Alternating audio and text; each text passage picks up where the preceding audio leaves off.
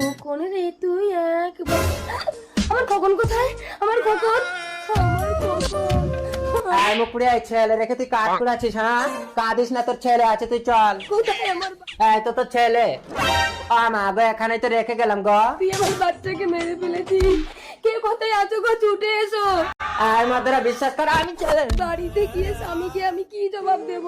স্বামী, আমার খোকন নেই। কি হয়েছে গো? খোকনকে তুমি এনেছো আর হিজড়াটাকে ওরা মারলো।